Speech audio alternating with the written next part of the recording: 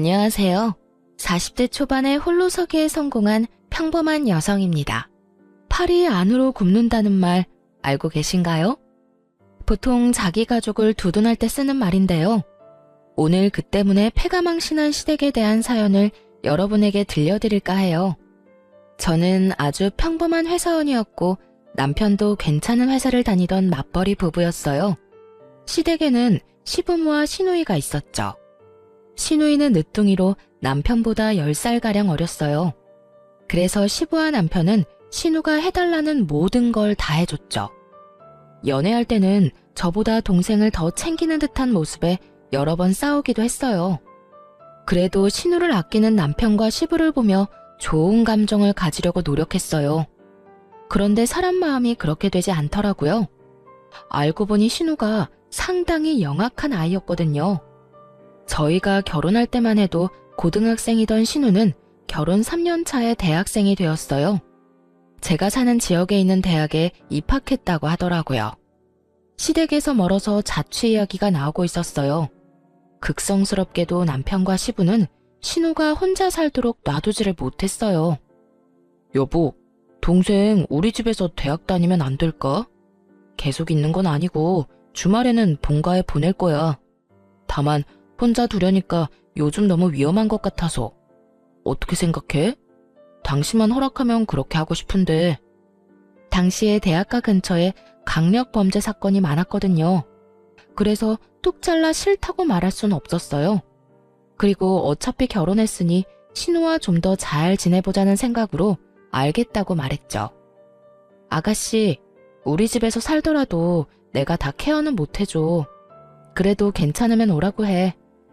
아침 저녁 밥 차려주는 것 정도는 할 수 있고 빨래야 세탁기가 돌리니까 괜찮은데 다른 자잘한 부분은 신경 쓸 수 없을 것 같거든. 그래? 그거면 됐지. 밥 먹이고 빨래만 해주면 돼. 나머지는 동생도 이제 성인이니까 알아서 할 거야. 고마워 여보. 그럼 동생한테 그렇게 이야기한다. 우리 집이 안전하고 대학과 가깝기도 했고 그때는 아직 아이도 없어서 신우를 돌봐주기로 했죠. 평일에는 우리 집에서 주말엔 시댁에서 지낸다는 조건으로 함께 하기로 했어요. 그렇게 남편, 저, 신우 이렇게 셋의 생활이 시작됐어요. 그런데 낙관적으로 생각했던 처음과 달리 점점 불미스러운 일이 벌어지지 뭐예요. 매달 경조사비 명목으로 50만 원씩 뽑아서 안방 화장대 안쪽에 넣어놨었거든요. 그런데 신우가 온 지 2달쯤 지났을 때부터 그 돈이 조금씩 주는 거예요. 처음에는 남편이 가져갔겠지 편하게 생각했어요. 그런데 남편은 가져가면 항상 그 다음날 바로 채워놓거든요. 그리고 돈을 가져가면 가져간다고 이야기를 꼭 해요. 돈이 계속 채워지지 않는 걸 보고 이거 뭔가 문제가 있구나 하는 생각이 들었죠. 꼭 돈만이 문제가 아니었어요. 명품 가방을 딱 하나 가지고 있었는데 특별한 날에만 사용하는 거였거든요. 당연하게도 굉장히 아껴서 들곤 했죠. 근데 친구 결혼식에 가려고 꺼냈더니 스크래치가 나고 오물이 묻어있는 거예요. 그렇게 썼을 리가 없어서 이상하다 싶었는데 웬걸 다음에 쓰려고 봤을 때 더 스크래치가 많아진 거 있죠? 그때 직감했죠. 지금 이 가방을 누가 나 몰래 쓰고 있구나 하고요. 여자 가방을 저 외에 쓸 사람이 이 집에 누가 있겠어요. 그래서 나를 잡고 신우와 남편이 있는 곳에서 말하기로 했어요. 아무래도 신우를 콕 집어서 경고하기는 좀 그래서 남편이 눈치채고 대신 말해주도록 빙빙 말을 돌렸죠. 여보, 화장대에 있는 돈 가져다 썼으면 나중에 꼭 채워 넣어줘. 요즘에 계속 돈이 비더라. 거의 2, 30만 원씩 비던데? 당신 요즘 무슨 문제 있는 건 아니지? 돈이 빈다고? 내가 가져간 거 아닌데? 나는 가져가면 그 다음날에 바로 채워놓잖아. 당신이 착각한 거 아니야? 내가 돈 갖다 놓는데 착각할 일이 없지. 지금 5달째 2, 30만 원씩 계속 비었어. 그러면서 슬쩍 신우를 봤는데 아무 말 못하고 은근슬쩍 자리를 뜨려고 하더군요. 이 와중에 남편 놈은 그게 신우 짓이라는 것을 아예 생각도 못하고 있었고요. 미련하게 왜 생각을 못하는 걸까요? 이 집에는 셋뿐이고 신우 들어오기 전에는 돈이 없어진 적도 없었는데 아니면 그만큼 신우를 믿는 걸까요? 몰래 자리를 뜨려는 신우에게 말했죠. 그리고 아가씨도 오빠한테 가방 하나 사달라고 하세요. 몰래 제 가방 가져가서 쓰지 말고요. 그 말에 신우가 딱 잡아떼더군요. 아니에요. 제가 왜 언니 가방을 가져가요? 증거 있어요? 증거는 차고 넘쳤지만 일단 이야기는 안 했어요. 그것까지 다 말하면 이 관계가 아예 끝날 것 같아서요. 대신 신우에게 말했죠. 제가 모르는 영수증이 가방에서 나왔는데 그게 무슨 뜻이겠어요? 다른 사람이 썼다는 거잖아요. 마땅한 증거가 없다고 생각했는지 신우가 당당하게 대꾸하더군요. 그랬다고 제가 가져갔다고 확신하는 건 뭐예요? 저 의심하고 있는 것 자체가 진짜 열받거든요? 당신 지금 뭐 하는 거야? 왜 애를 잡아? 내 동생이 그랬다는 증거도 없으면서 왜 그런 식으로 말을 해? 증거가 왜 없어? 그럼 누군가가 몰래 가방을 썼는데 네가 썼어? 여기 영수증의 화장품 가게 네가 간 거야? 당신이 예전에 쓴 거겠지. 최근 날짜거든? 당신도 알잖아. 내가 그 가방 특별한 날에만 드는 거. 아님 진짜 네가 가져갔던 거야? 너 바람 피우니? 어떤 여자한테 화장품 사줬는데? 본인이 궁지에 몰리자 남편이 그러더군요. 그래, 얘가 좀 썼다고 쳐. 그래도 훔쳐간 것도 아니고 다시 가져왔잖아. 예쁜 가방 들고 싶어서 애가 좀 쓸 수도 있지. 당신이 가져가지 말라고 한 것도 아니잖아. 지금 그걸 말이라고 해? 남의 물건에 손대는 건 엄연히 나쁜 짓이야. 그리고 당신이 왜 화내는 건데? 앞으로 그러지 말라 하고 끝내면 될 일을 왜 나한테 책임 전가를 하냐고. 그럼 네가 소중히 여기는 시계 내가 멋대로 쓰고 다 부순 다음 가져와도 돼? 그래도 내 탓 안 할 수 있냐고. 말이 되는 소리를 해야지. 이번 일로 절실하게 느꼈어. 더는 아가씨 우리 집에서 지내게 못하겠어. 그러니까 아버님한테 근처에 자취방 하나 잡아달라고 말해. 너 진짜 이기적이다. 차갑고 정도 없어. 어떻게 내 동생을 내보내라는 말을 해? 이 집이 네 집이야? 반은 내 거잖아. 그래. 그리고 나머지 반은 내 거지. 난 문제 일으키는 사람이랑 같이 못 살아. 그러니까 당신이 알아서 해결해. 내가 왜? 내쫓고 싶으면 네가 말해. 남한테 시키지 말고. 이렇게 이야기하면 시댁 가서 이야기 못할 거라고 착각이라도 한 모양이더군요. 그래서 주말에 당장 시댁으로 내려가 시부에게 말했어요. 아버님, 이번에 오셔서 아가씨 자취방 찾아보셔야 할 것 같아요. 저희는 더 이상 아가씨 데리고 있기가 힘들어서요. 갑자기 그게 무슨 말이야? 너희가 봐주기로 했잖아. 밥하고 빨래만 너희 거 하면서 같이 해주면 되는데 그게 뭐가 그렇게 힘들어? 그건 안 힘들어요. 다른 부분이 문제라서 그렇죠. 뭐가 문제인데 그래? 이런 말 드리기 좀 그렇지만 아가씨가 저희 집 물건을 좀 함부로 써요. 제 물건 함부로 가져다 쓰는 건 그렇다 칠게요. 더 큰 문제는 매달 저희가 경조사 비용으로 빼놓은 돈까지 가져간다는 거예요. 아빠, 나는 그런 적 없어. 새언니가 아무 증거도 없으면서 나 모함하는 거야. 네가 돈 다른 데다 두고 착각한 거 아니냐? 얘가 왜 도둑질을 해? 아버지, 이 사람 말 듣지 마세요. 저번부터 동생이 잘못했다고 누명 씌우고 난리예요. 증거도 없으면서. 증거가 왜 없어? 시댁 가족들 다 모인 자리에서 바로 홈캠에 찍힌 영상을 보여줬어요. 거기엔 신우가 제 가방을 들고 나가는 장면, 안방에서 나오면서 돈을 지갑에 갈무리하는 장면까지 싹 다 찍혀 있었어요. 그걸 보자 신우를 도둑으로 몰고 간다며 탓하던 사람들 모두 입을 다물었죠. 그리고 신우는 똥 씹은 표정을 하고 있더군요. 너 당장 그 집에서 나와라. 아빠, 나 잘못한 거 없어. 그거 쓰면 안 되는 건지 몰랐던 거라고. 그리고 돈 가져간 건 용돈이 좀 적어서 그런 거지. 그래서 다음 달부터 알바하려고 생각했어. 진짜야. 시끄러워.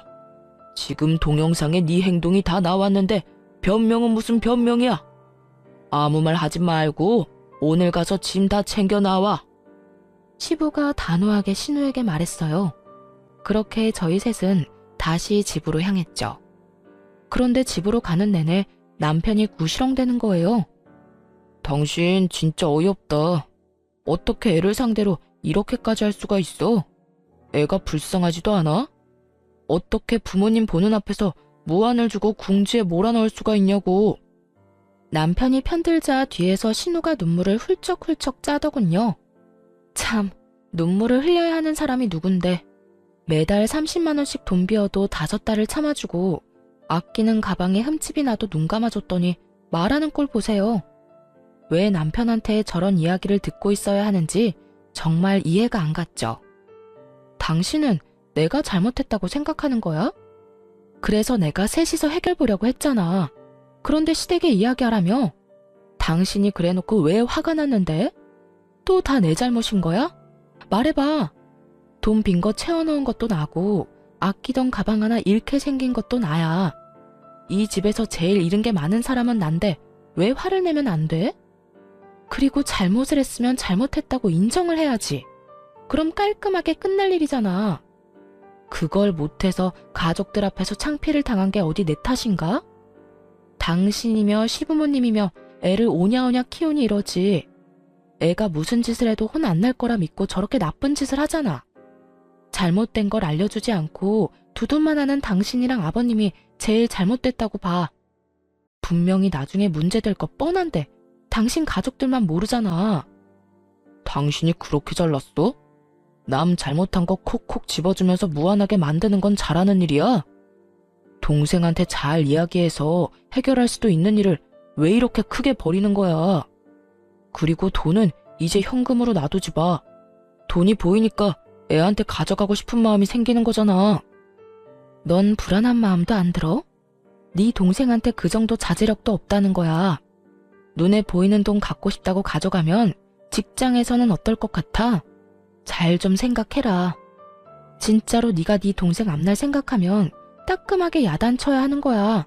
지금 나한테 이럴 게 아니라. 그저 동생 감싸기에 급급한 남편놈과 저를 째려보는 신우.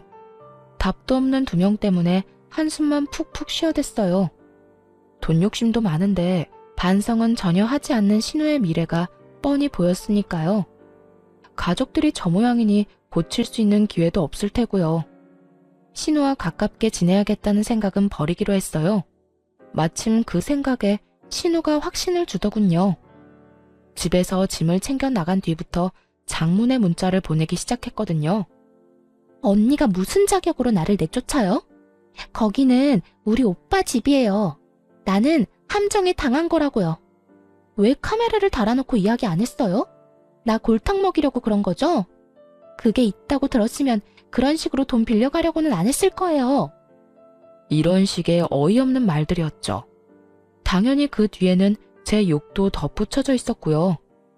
새언니라고 부르기도 역겨워서 이제는 아줌마라고 부를게요. 아줌마, 저 아줌마 절대로 용서 못해요. 우리 오빠랑 헤어지도록 만들 거예요. 그리고 이런 식으로 신우 골탕 먹이는 거 아줌마네 엄마도 알아요? 나중에 아줌마도 나처럼 가족들 앞에서 죽을 만큼 부끄럽게 될 줄 알아요. 하긴 아줌마네 가족도 똑같이 뻔뻔하겠지. 안 그래요?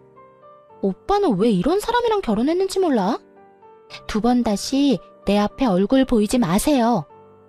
하나부터 10까지 일방적인 비방만 가득한 문자였습니다. 그리고 자기가 잘못했다는 말은 하나도 없더군요. 답장은 단 한 번도 보낸 적 없어요. 처음에는 허공에 대고 쇼하는 것 같았는지 더 심한 욕설을 보냈는데 다 무시했더니 그 뒤로는 보내지 않더군요. 대신 그 문자와 전화 내용을 고스란히 저장해뒀어요. 언젠가는 쓰일 거라는 생각이 들었거든요. 그렇게 신우와는 사이가 멀어졌어요. 동시에 시부모와도 서먹해졌죠. 그분들은 어른인 제가 신우를 감싸주지 못했다며 탓하고 싶었던 모양이에요. 신우가 잘못했다는 걸 뻔히 알면서도 말이에요. 하지만 실제로 피해를 입은 건 이쪽이니까 뭐라 말은 못하더군요. 쪼잔하게 행동과 표정으로 탐탁치 않아 한다는 걸 보여줄 뿐이었죠. 그리고 신우는 대학 2학년 때 중퇴를 했어요. 본인 말로는 취직이 됐다며 서울로 향했는데 딱히 큰 기대는 하지 않았어요. 잘 다니던 대학을 그만두면서까지 갈 직장이 대체 어디라고요? 남편과 시부만이 좋은 곳에 갔을 거라며 좋아하더군요. 그런데 신우가 직장에 취직한 후 180도로 달라진 모습으로 연락을 해오더군요. 한껏 나를 세우며 얼굴 보이지 말라던 건 까맣게 잊고 말이죠. 언니, 잘 지내요? 요즘 많이 바쁘죠? 제가 취직한 건 알고 있죠? 사실은 오빠한테도 곧 말할 건데 투자와 관련된 회사에 취직을 했어요. 그래서 짜투리 돈이라도 있으면 저희 쪽으로 투자하라고 연락한 거예요. 수익 진짜 확실하고요. 가족이니까 더 잘해줄 자신 있어요. 딱 들으니 의심스러운 말투였지만 웃으며 이야기했죠. 아가씨, 그런 돈이 있으면 이렇게 힘들게 살겠어요? 남편도 얼마 전까지 실직 상태였던 건 알죠? 6개월 동안 저 혼자 벌어서 생활하느라 돈이라고는 눈 씻고 봐도 없어요. 그때 빌린 돈 갚느라 힘들고요. 만약 돈이 생기면 직접 아가씨한테 연락할게요. 그렇게 돌려서 거절했어요. 남편이 중간에 갑작스럽게 퇴사를 하고 나오는 바람에 실제로 돈도 없었고요. 그러고도 결국 돈이 모자라 그 뒤치다꺼리를 얼마나 했는데요. 어느 정도였냐면 친정 부모님에게까지 돈을 빌렸었거든요. 결혼할 때 아파트 비용으로 1억 정도 마련해 주시느라 많이 애쓰셨는데 그런 상태에서 2천만 원을 더 빌려서 써서 미안한 마음뿐이었어요. 그래서 최대한 빨리 돌려드릴 생각으로 약 1년간 돈을 모으고 있었죠. 그렇게 신우와의 통화를 끊고 남편에게 말했어요. 당신 혹시라도 아가씨가 투자하라고 하면 절대 하지 마. 알았지? 우리 지금 돈 갚는 것만으로도 버거워. 나중에 당신 돈 더 벌고 나서 목돈 좀 생기면 해주든지. 아무튼 지금은 절대로 먼저 나서서 할 생각 하지 마. 알았어. 내가 애야? 알아서 다 잘할 거니까 걱정 마. 남편은 호기롭게 대답했지만 왠지 모르게 걱정이 되기 시작했어요. 그래도 돈으로 사고 친 적은 없었으니 마음 편히 있었죠. 그런데 며칠 후 시부가 잠깐 시댁에 오라고 하더군요. 할 말이 있다고 말이죠. 무슨 일일까 하면서 갔더니 정말 어이없는 말을 꺼냈어요. 막내가 일하러 서울로 갔는데 자취를 해야 한다고 하네. 전세보증금 좀 빌려달라는데 우리도 돈이 별로 없어. 너희가 돈 좀 보태주면 안 되겠니? 그냥 달라는 건 아니고 빌려달라는 거야. 두 사람을 데려다 놓고 말하고 있었지만 실상은 저한테 하는 말이었어요. 남편이었다면 말할 것도 없이 무조건 빌려줬을 테니까요. 그래서 딱 잘라 거절했죠. 아버님, 죄송한데 안 될 것 같아요. 결혼 후에 남편이 실직하고 힘들 때 친정에서 돈을 좀 빌렸었거든요. 원래 쓸 곳이 있는 돈이어서 저희가 빨리 돌려드려야 해요. 아니, 꼴랑 6개월 쉬었는데 무슨 돈을 빌려? 너희 돈 모아둔 거 하나도 없었어? 결혼할 때 남편이 대출을 많이 끼는 바람에 대출금이 워낙 많아서요. 사실 제가 버는 것만으로는 생활비도 감당이 안 됐거든요. 게다가 실업급여도 받을 수 없었다고 했고요. 그래서 돈이 하나도 없는 거야? 너희 진짜 이렇게 살아서 어쩌려고 그러냐? 미래 좀 생각하면서 살아야지. 그러게 말이에요. 이런 변수가 있으면 돈 모으기가 어렵잖아요. 그냥 좀 참고 일하든 아니면 다른 직장 알아보고 나오든 해야 했는데 자기 마음에 안 든다고 남편이 무턱대고 나와버렸으니 어쩌겠어요. 게다가 오랫동안 일한 것도 아니고요. 남편은 결혼할 때 퇴사를 하고 그 퇴직금을 결혼 비용으로 사용했었어요. 그 다음 회사에서 3년을 일하다가 자기랑 안 맞는다고 때려치우고 나온 거예요. 그러니 실업급여도 못 받고 퇴직금은 얼마 되지도 않았죠. 그렇게 나와서 6개월간 취직은 못했지. 돈은 매달 빠져나가지. 혼자 돈을 벌어야 했던 저까지 힘든 상황이었죠. 자기 아들 잘못이니 시부도 더 말을 못하더라고요. 시댁에서 나오면서 남편에게 말했어요. 통장에 모아둔 돈 있지? 그거 나한테 줘. 다음 달 월급이랑 보너스 나오면 2천만 원 만들어서 엄마한테 보내주게. 그 돈 꼭 지금 줘야 해? 어머님이 우리한테 지원해 주신 걸 수도 있잖아. 전화해서 한번 여쭤봐. 그냥 주신 거 아니었냐고. 갑자기 그게 무슨 소리야? 너 설마 그 돈 썼어? 아니, 그게 동생 빌려줬어. 미쳤어? 그 돈을 왜 네가 맘대로 빌려줘? 그럼 어떡해, 동생이 급하다는데. 나라고 그냥 아무 생각 없이 줬겠어? 솔직히 당신도 그냥 말만 그렇게 한 거잖아. 무조건 친정에 갚도록 만들려고. 원래 이런 돈은 그냥 고맙습니다 하고 받아서 쓰는 거야. 그거 우리 부모님 전세 재계약할 때 쓸 자금이거든? 미친놈아. 네가 뭔데 우리 부모님 돈을 멋대로 쓰고 난리야. 이미 빌려줬어. 그건 당신이 알아서 처리해. 그리고 부모 자식끼리 돈 좀 빌려주고 늦게 갚을 수도 있는 거지. 미친놈. 답이 안 나오더라고요. 너무 열받아서 그 다음날 연차 쓰고 집에 와서 뭘 했는 줄 아세요? 남편이 아끼는 물품들 사진 찍어서 중고 어플에 올렸어요. 고가의 시계부터 얼마 전에 직접 구매한 스타일러까지 싹 다요. 그리고 남편에게 어플 캡처를 보내주며 돈 안 갚으면 이것들 진짜 팔겠다고 했죠. 남편이 기겁하고 전화를 하더군요. 당신 미쳤어? 그걸 왜 팔아? 아직 할부도 다 안 끝난 건데. 너는 그럼 내 허락 받고 그 돈 아가씨한테 빌려줬어? 네가 한 짓이랑 똑같은 짓 한 거야.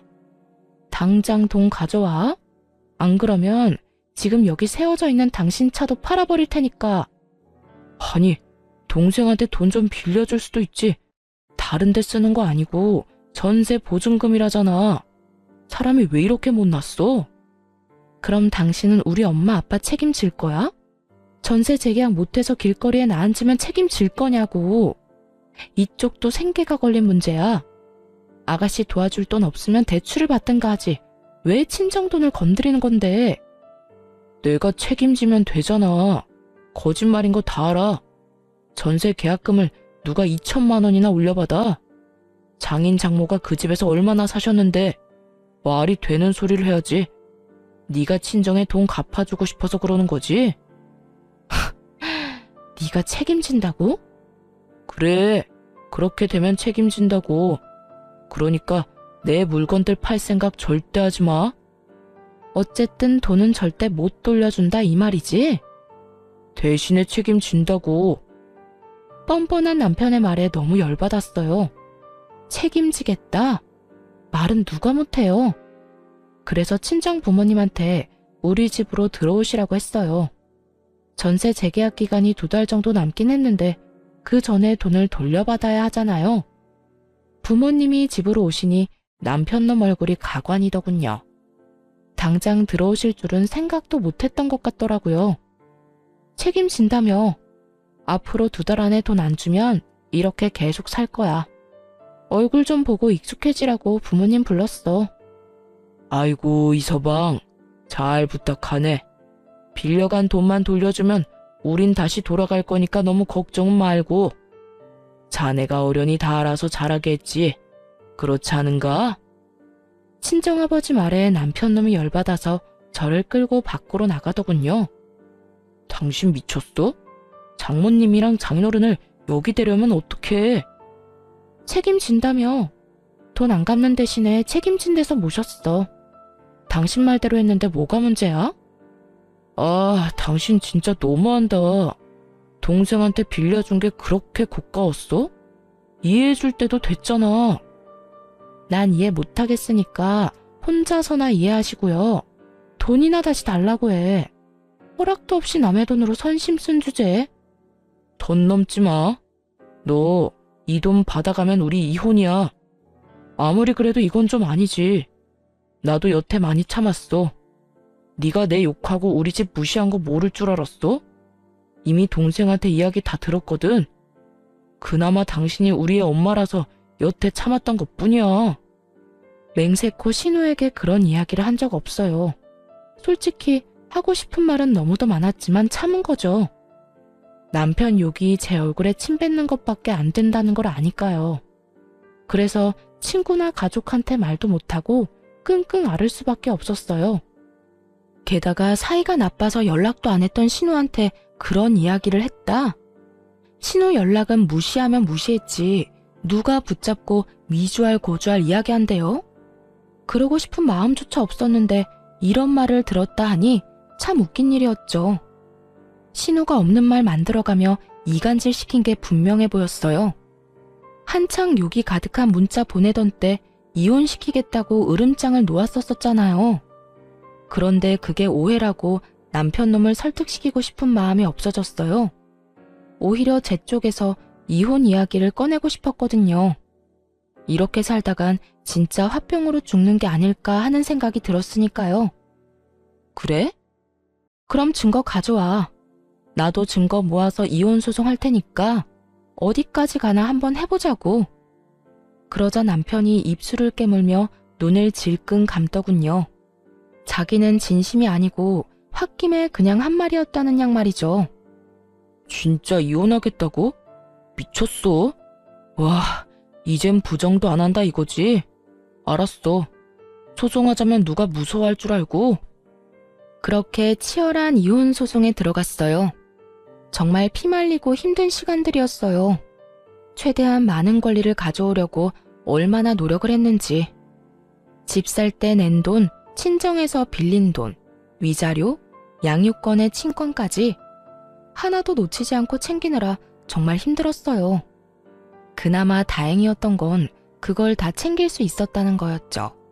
사실 증거는 차고 넘쳤거든요. 신우가 저를 무시하고 욕한 문자는 수두룩했지만 제가 시댁을 욕하고 무시했다는 문자는 전혀 없었으니까요. 하지도 않은 일에 증거가 있을 수는 없었으니 당연한 결과였죠.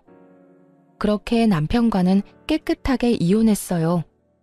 받아낸 돈과 친정 전세금을 합쳐서 도시 외곽에 전원주택을 사서 들어갔어요. 아이는 부모님과 함께 키우며 제가 버는 돈의 반을 들여 생활했고요. 혼자 벌어서 네 사람이 먹고 살아야 했지만 그럭저럭 살만했어요. 부모님 앞으로 나오는 연금도 있었고 집 대출금도 없었으니까요. 또 부모님이 애를 봐주니 야근을 할 수 있게 돼서 야근 수당도 톡톡히 챙겼죠. 부모님에게는 항상 죄송한 마음이었어요. 대신 그만큼 잘해드리려고 함께 여행도 자주 가고 맛있는 식사도 대접해드렸죠. 오히려 남편과 있을 때보다 더 마음 편하게 살 수 있게 됐어요. 그런데 이혼 후 몇 달이 지난 어느 날 회사 앞에 전신우가 찾아왔더군요. 떡하니 앞에서 기다리는 모습을 보고 당황했어요. 저한테 관심이 없어서 어디에서 일하는지도 모를 줄 알았거든요. 전신우 얼굴 보자마자 전 남편에게 문자를 보냈죠. 우리 회사 앞에 신우 와 있다고 무슨 일로 왔는지 아냐고 말이죠. 솔직히 제 얼굴을 보러 왔다고 생각하지는 않았어요. 지나가는 길에 우연히 마주치기도 싫은 사이니까요. 그런데 눈이 마주치자 전신우가 다가와 인사를 하더군요. 오랜만이에요. 잠깐 이야기할 수 있어요? 그렇게 말하며 회사 근처 카페로 가자고 했어요. 카페 안으로 들어가자 전 남편에게 전화가 오더군요. 왠지 찜찜해 전화를 받아서 대답은 하지 않고 휴대전화를 탁자 위에 올려뒀어요. 그러자 전신우가 먼저 말을 꺼냈어요. 언니, 이혼하니까 어때요? 혼자서 애 키우면서 돈 버니까 힘들죠? 그런 말 하려고 나 불렀니? 그건 아니고 오빠가 제 부탁 들어줘서 이혼한 거 혹시 알고 있어요? 언니도 어지간히 오빠한테 밉보였었나 봐요. 언니가 오빠랑 부모님 욕했다고 몇 마디 하니까 금방 화내면서 넘어오던데. 오빠도 평소에 얼마나 대접 못 받았으면 홀라당 넘어가서 이혼하자고 했나 싶네요. 사실 제가 한마디만 더 하면 오빠 마음 다시 바꿀 수 있어요. 저 때문에 이혼까지 바로 한 거잖아요. 아무리 봐도 지금 언니 힘들게 지내는 것 같은데 오빠랑 다시 잘해보고 싶으면 나한테 돈 좀 줘요. 그럼 우리 오빠랑 재회하도록 해줄게요. 그때 그 일이 오해였다고 하면 오빠도 마음 돌리지 않겠어요? 그 이야기 듣는데 헛웃음이 다 나오더군요. 뭐? 오빠랑 다시 살게 해줘? 맞아. 우리가 이혼한 건 너 때문이긴 하지. 근데 네가 한마디 했다고 헤어진 건 아니야. 네가 우리 사이 이간질하는 거짓말 했을 때도 이미 알고 있었어.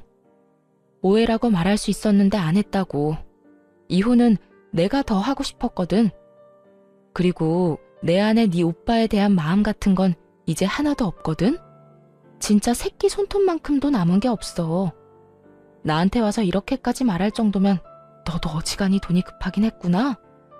근데 어쩌지? 돈 빌려줄 생각 전혀 없어. 그러니까 구걸하고 싶으면 다른 데서 해. 그렇게 말하자 전신우가 눈에 불을 켜고 달려들더군요. 구걸? 내가 왜 구걸을 해요?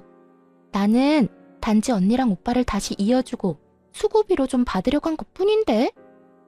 누가 이어지고 싶댔니? 그리고 너 아직도 무슨 투자회사라는 곳에서 일해? 그때 엄청 좋은 데로 가지 않았어? 네 말대로 투자해서 돈 많이 벌었을 텐데 이건 무슨 상황이야? 할 일도 없이 이혼한 오빠 전처 찾아와서 어이없는 말이나 하고 뭐 하는 거냐고. 그건 언니가 상관할 일이 아니죠. 지금 나보다 언니가 더 급한 거 아니에요? 내가 얼마나 돈 많이 버는지는 알아요? 아무것도 모르면서 입 놀리지 마요. 그래. 그런데 나한테까지 와서 돈 달라고 하는 거 보니까 다 알겠네. 어디 또 무슨 이상한 다단계 회사에 걸렸겠지. 지금 본전도 못 찾고 넣기만 하고 있나 봐. 더 이상 할 말 없지? 그 말을 하며 탁자에 놓여있던 핸드폰에다 말했어요. 당장 네 동생 데리고 가. 말도 안 되는 얘기 늘어놓는 거 당신도 들었을 거 아냐. 그 말을 하자마자 카페 문이 열리면서 전 남편과 전 시부가 들어오더군요. 아까 문자로 장소도 함께 보냈는데 이렇게 일찍 도착한 걸 보면 바로 여기로 향한 모양이었어요. 그런데 두 사람 몰골이 참 상거지가 따로 없더군요.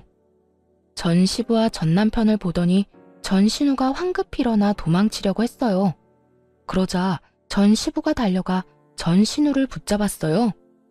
야, 너 왜 여기 와서 이러고 있어? 당장 집에 가. 지금 여기서 이럴 때가 아니야. 돈 어떻게 된 거야, 응? 우리가 너한테 투자하라고 준 돈 말이다. 진짜로 너 다단계에 돈 넣었어? 전 시부가 전 신우에게 윽박지르는 거 처음 봤어요. 표정이 완전 악귀가 따로 없더군요. 그런데 전 신우가 눈 하나 깜빡하지 않고 대들었어요. 그런 거 아니라고 했지? 진짜 투자한 거라고. 그리고 투자했으면 손실이 좀 나더라도 감안해야 하는 거 아니야? 원금보다 더 많이 돌려받을 거라는 보장을 한 적은 없잖아. 어쩌면 많이 받을 수도 있다고 한 거지. 쓰레기 입에서 나온 쓰레기 같은 말에 저도 모르게 풋 하고 웃어버렸어요. 그러자 전 남편이 그러더군요. 미안하다. 얘 찾고 있는 중이었는데 연락해줘서 고마워. 애는 잘 크고 있지? 잘 크고 있어. 아빠라는 단어는 입 밖에도 안 꺼내니까 당신이 걱정할 필요는 없고. 근데 동생은 왜 찾고 있었던 거야?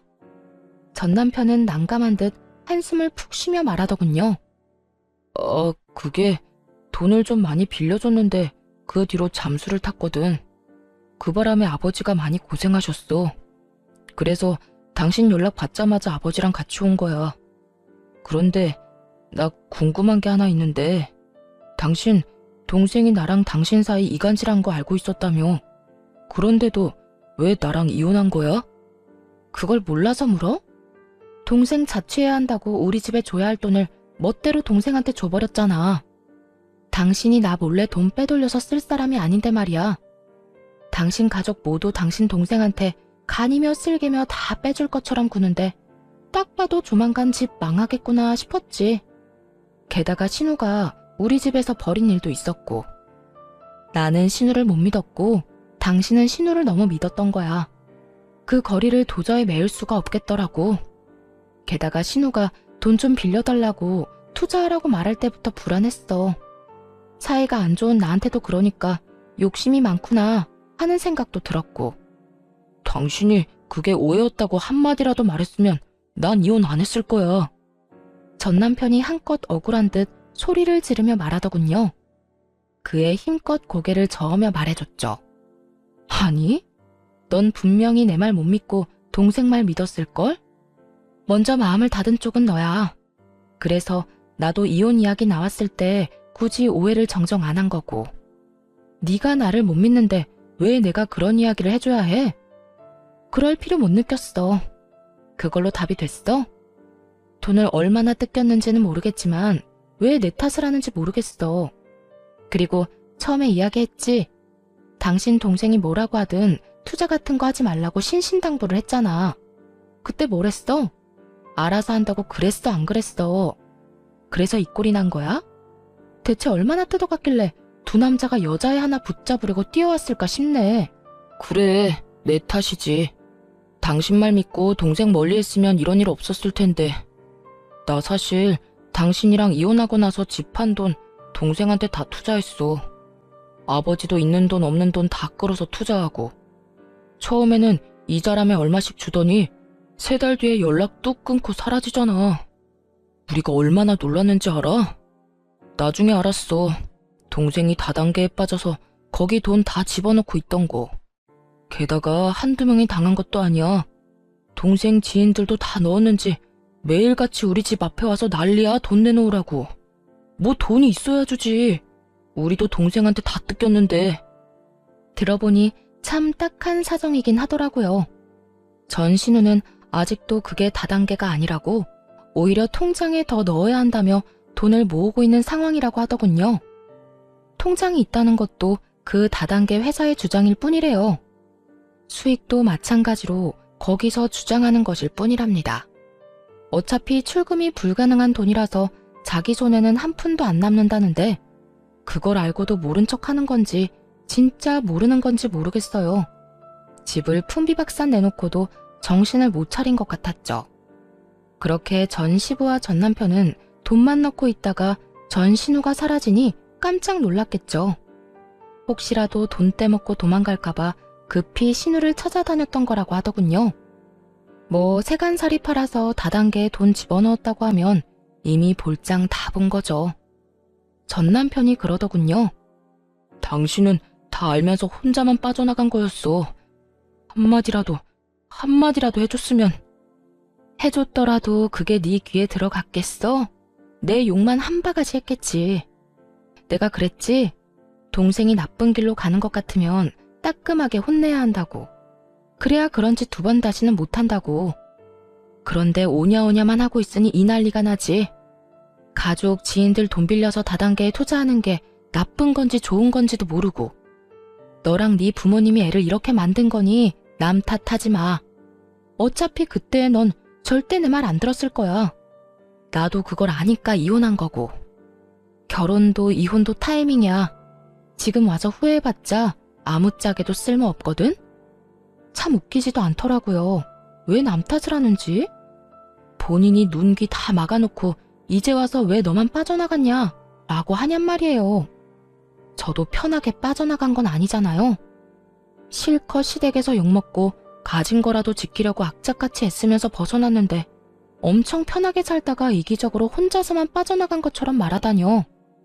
하여튼 가해자들은 절대로 모르는 법이에요. 자기들이 얼마나 잔인했는지, 얼마나 맹목적으로 사람을 괴롭혔는지 말이죠. 그때 전 신우와 전 시부 쪽에서도 엄청 큰 소리가 들려왔습니다. 이거사, 내가 너를 어떻게 키웠는데 이렇게 배신을 해? 그 돈이 어떤 돈인지 알아? 이 아버지가 평생을 바쳐서 모은 돈이야. 그걸 홀라당 다단계에 다 갖다 바치면 어떻게 해? 이제 나한테, 아니 너한테도 남은 거 없어. 왜 남은 게 없어? 지금 당장 출금 안 되는 것 뿐이라니까. 그리고 이미 넣은 돈으로 이렇게 호들갑 좀 떨지 마. 돈 나오면 준다니까. 그 돈이 언제 나올 줄 알고. 그리고 네가 또 돈을 넣으려니 하는 말 아니냐? 이제 그만해라. 이제라도 다 포기하고 네 인생 살아. 한 달 일하고 월급 받으면서 평범하게 돈 벌어. 너 이런 식으로 하다간 진짜 끝장이야. 그렇게 벌어서 언제 돈을 모아. 힘들게 일해서 푼돈 버는 거 난 못해. 아빠나 오빠나 그렇게 하든지. 쉬운 방법이 있는데 왜 어려운 길로 가? 그리고 나 돈 많다고. 내 계좌에 얼마나 많이 들었는지 보여줄까? 전신우는 절대로 그게 다단계가 아니라고 생각하는 것 같더라고요. 하긴 다단계에 빠진 사람이 쉽게 인정하지는 않겠죠. 사이트 터지고 피해자들이 여기저기 나타나면 그제야 당했다는 걸 알 테니까요. 그 전에는 아무리 주변 사람들이 이야기해줘도 안 믿는데요. 그저 돈 잘 버는 자기를 시기해서 하는 말이라고만 생각한다고 하더라고요. 그렇지만 전신우는 피해자인 동시에 가해자잖아요. 그러니 주변에서 아무리 말해도 듣지 않는 거겠죠. 죽었다 깨어나도 자기가 잘못했다는 걸 인정하고 싶지 않을 테니까요. 그렇게 돈이 많으면서 왜 사람들 만나서 돈을 빌려 이거 사? 그거 다단계야. 돈 절대 못 받는 거. 대학까지 가서 공부한 애가 왜 그걸 몰라? 중졸인 이 아빠도 아는 사실을. 너 지금 여기 와서 이럴 상황 아니야. 우리 집에 빚쟁이들이 얼마나 많이 찾아왔는지 알아? 지금 우리더러 돈 내놓으라고 네 가족이니까 책임지라고 아우성이야. 그건 어떻게 할 거야? 아, 몰라. 아빠랑 오빠가 어떻게든 해결해. 이제까지 문제 일으켜도 알아서 다 해결해줬잖아. 이번에도 그렇게 하면 되지. 뭐가 그렇게 큰일인데? 하던 대로 하라고 하던 대로. 그리고 나도 여기 온 거 그 사람들한테 돈 돌려주려고 그런 거야. 언니한테 돈 받아서 메꿔주려고 한 거라고. 근데 오빠는 도대체 뭘 어떻게 했길래 이렇게 정이 뚝 떨어지도록 만든 건데? 언니한테 뭐 여지라도 남겨놨어야 이용을 하든 말든 하지. 우와, 지켜보는데 머리가 다 아프더라고요. 쓰레기도 이런 쓰레기가 없었죠. 민폐갑, 진상대마왕, 이런 단어들이 절로 생각날 만큼 전신우의 행동은 민폐와 진상 그 자체였어요. 게다가 제 돈으로 빚쟁이들 돈 메워주려고 했다뇨. 그 빌어먹을 발상은 어디서 나오는 건지, 그리고 전남편과 이간질하려고 그렇게 애썼으면서 도리어 지금은 자기 오빠에게 왜 여지를 남겨두지 않았냐는 소리까지 하더군요. 필터 없이 더러운 생각을 입 밖으로 내는 전신우를 보며 전남편에게 말했죠. 참 잘 키웠다, 잘 키웠어. 만족하지? 너랑 네 부모님이 애 저렇게 만든 거야. 여동생이 싼 똥 열심히 치워봐. 직접 그런 미래를 만들었으니까. 너랑 이혼해서 정말로 마음이 놓인다. 안 했으면 어쩔 뻔했어? 이런 꼴을 나한테 보이면서 내 탓을 해? 너 양심은 있어? 내가 볼 때 저 정도면 병이야. 정신병원 입원이라도 알아봐야 하는 거 아니야? 하긴 말 안 해도 네가 잘 알아서 하겠지. 난 상관없는 사람인데 신경 쓸 필요는 없지. 전 남편은 쪽팔린 듯 고개를 숙이고 손바닥으로 연신 마른 세수만 하고 있더군요. 그런 아수라장을 두고 밖으로 나가며 전 남편과 전 신우에게 경고했어요. 이런 식으로 한 번만 더 찾아오면 만나주지 않고 경찰에 신고부터 할 거야. 그러니까 앞으로 연락하지 마. 이런 쓸데없는 데 시간 뺏기고 싶지 않거든. 지지고 볶고 싸우고 싶으면 가족들끼리 알아서 하라고. 그 뒤로 한두 달 뒤에 전 시댁 소식을 대충 듣게 됐어요. 전 신우는 제 말대로 정신병원 상담하고 입원하게 됐다고 하더군요. 본인도 어떻게 할 수 없다는 걸 잘 알고 있었던 것인지, 아니면 빚 독촉하는 사람들에게 돈 갚을 길이 없으니 도망간 것인지 모르겠지만 스스로 입원을 결정했다고 했어요. 남은 피해자들만 억울하게 된 거죠.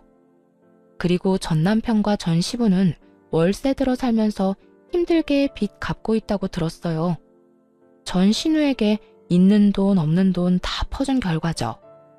전 신우는 가족들 생각 안 하고 영혼까지 끌어다 다단계에 넣었던 거고요. 전 시부모는 자식을 제대로 못 키워서 결국 본인들이 일군 모든 걸 잃게 됐어요. 전 남편도 동생이 옆에서 소곤거리니까 확인도 안 하고 이혼했으니 졸지에 돌싱남의 거지남이 되었고요. 이거 보세요. 문제가 생기면 다른 사람들이 어떻게든 책임져주고 오냐오냐 해주는 통에 신우는 다단계라는 위험한 길을 고르는 최악의 선택을 했죠. 잠깐은 좋았겠지만 그 결과는 어땠나요?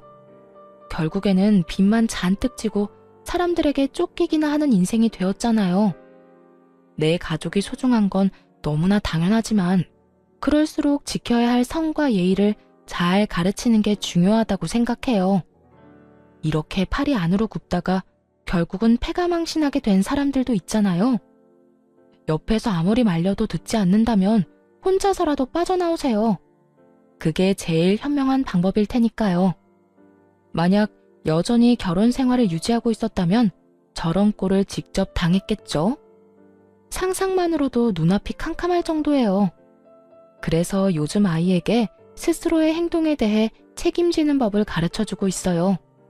스스로 책임지지 않으면 불이익과 제재를 받는다는 걸 알려주는 거죠. 엄마가 모든 것을 대신해 줄 수 없다고도 말해주고요. 그래야 최소한 다른 사람에게 피해는 주지 않는 어른으로 자라날 수 있을 테니까요. 글을 쓰다 보니 길어졌네요.